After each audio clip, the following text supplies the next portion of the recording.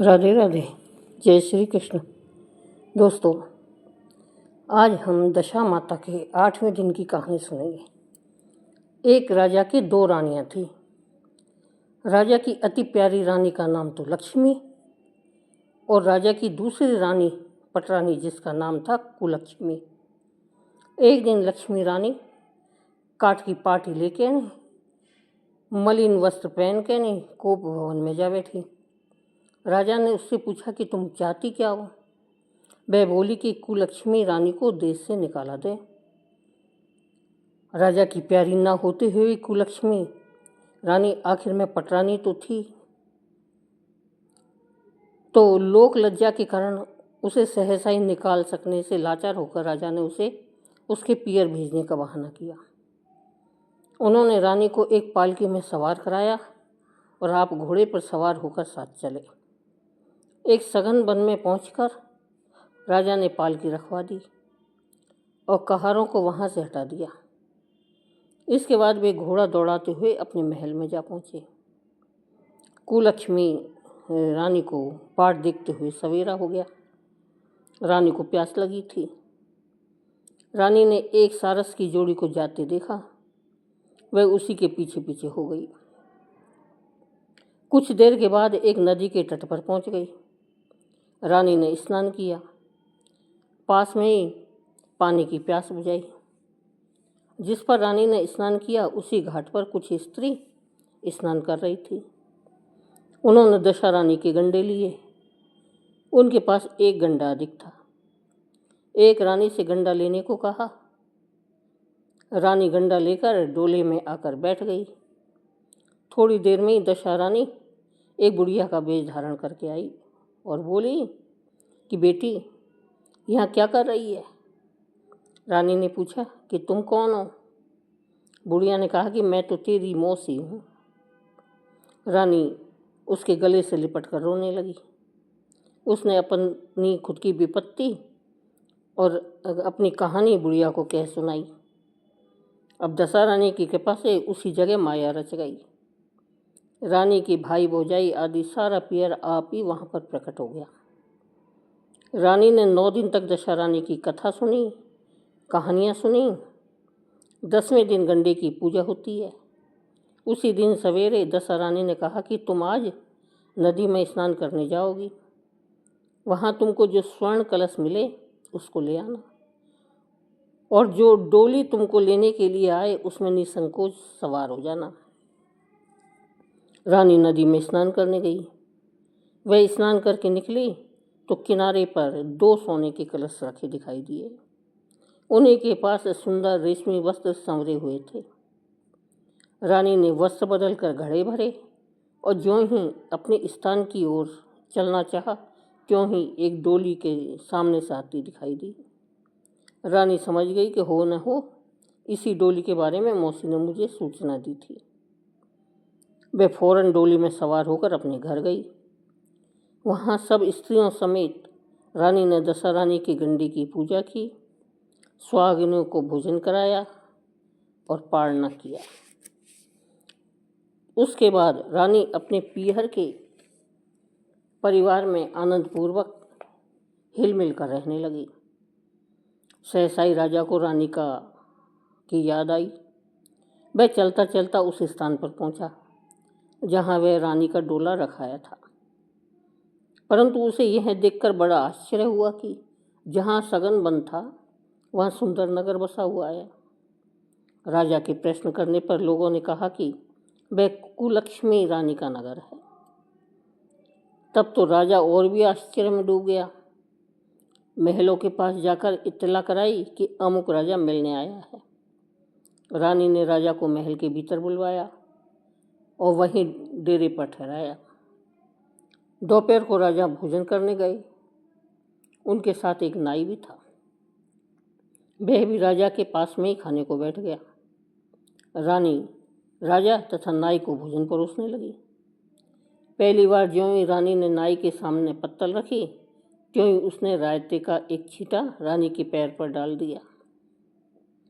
रानी ने उसकी इस क्रिया को नहीं जाना। दूसरी बार रानी परोसने आई तब दूसरी पोशाक पहनकर आई।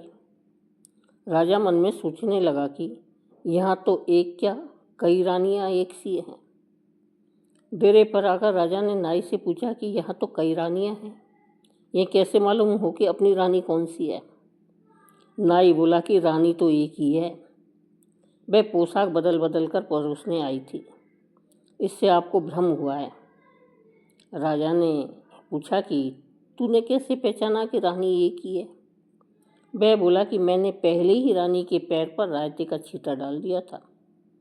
जब दूसरी बार वह परोसने आई तब भी उसके पैर पर वही छींटा पड़ा था, और जब तीसरी बार आई तब भी छींटा देखा। इस बीच रानी ने राजा को अपने महल में बुलाया। वहाँ सेज सजी हुई थी, उसी पर राजा को बिठाकर उसने पान दिए। राजा लेट गया, रानी पैर दबाने लगी। तब राजा ने कहा कि रानी, बहुत दिन हो गए, अब राजधानी को चलो। रानी ने जवाब दिया कि मैं नहीं जाती, आप तो मेरा सर्वनाश कर चुके थे।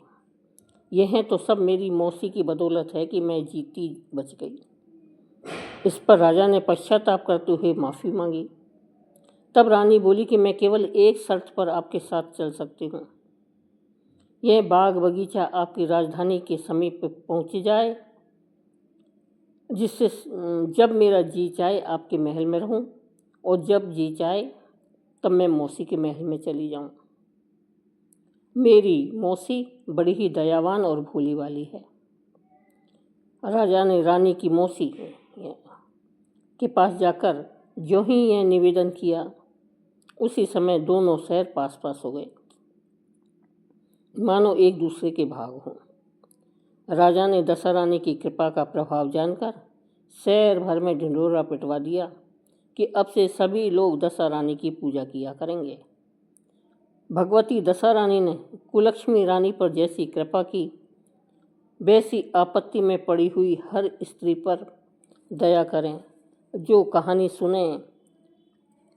सुनाए डोरा ले, उन सब पर दशा रानी ऐसे ही कृपा करती रहें, जैसे कि कुलक्ष्मी पर कृपा करी, ऐसे सब महिलाओं पर कृपा करें। बोलो दशा माता की जय। अब मेरी दोस्तों बहनों, अब हम 9वें दिन की 9वीं कथा सुनते हैं। एक वृक्ष पर 2 पक्षी, नर और मादा, रहते थे। तो मादा पक्षी के बच्चे नहीं होते थे। जब वह 4 चिड़ियों में बैठती तब वे प्राय उसको बांझ कहकर उससे घृणा करती। इससे चिड़िया अत्यंत दुखी रहती। एक दिन वह अपनी स्थिति पर विचार करती हुई नदी में पानी पीने गई। वहाँ स्त्रियां दशा रानी के गंडे ले रही थी। उन्होंने आपस में कहा कि यहाँ कोई स्त्री या मनुष्य तो है नहीं जिसको यह गंडा दे देते। न हो तो इस चिड़िया के गले में ही यह गंडा बांध दे, यह नित्य इसी जगह आकर कथा सुन लिया करेगी। इसको पूजन की विधि भी बतला दी जाएगी, तो पूजन के दिन यह पूजन भी कर लेगी। उसके बाद उन्होंने चिड़िया के गले में गंडा बांधकर उसे समझा दिया कि 9 दिन तक बराबर तू इसी जगह आकर कथा सुन लिया कर। 10वें दिन 21 गेहूँ लाकर 1 गेहूँ तुम खुद चुन लेना। चिड़िया ने 9 दिन तक प्रेम पूर्वक कथा कहानी सुनी। 10वें दिन स्त्रियों की बताई विधि के अनुसार गंडा पानी में डालकर पारना किया। कुछ दिनों के बाद उस चिड़िया के बहुत बच्चे पैदा हुए। अन्य चिड़ियाओं को बड़ा आश्चर्य हुआ और वे बोली कि इसके तो बच्चे होते ही नहीं थे, ये कैसे हुआ। वह बोली, जब मेरे बच्चे नहीं थे तब तुम लोग मुझे बांझ कहकर दुत्कारती थी। अब जो दशा रानी ने मुझको बच्चे दिए हैं तो तुम कोसती हो।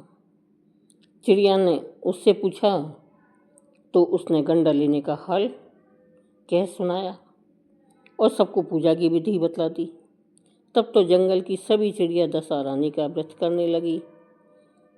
बोलो दशा माता की जय। हे दशा माता, जैसे बांझ चिड़िया को संतान दी, वैसे सभी बांझ महिलाओं को भी संतान दें, जिससे आपकी बहुत कृपा होगी। हे दशा माता, सबकी मनोकामना पूरी करें। मेरी बहनों, मैंने अपने चैनल पर 9 दिन की कथा डाल दी है। 10वें दिन की कथा, जो पहले दिन कथा सुनी जाती है वही कथा 10वें दिन सुनी जाती है। तो आप मेरे चैनल को सब्सक्राइब कर लें और जो मैंने पहले दिन कथा डाली है उसी कथा को सुनते हुए अपनी दशा माता का उजेड़ना पूरा करें। धन्यवाद।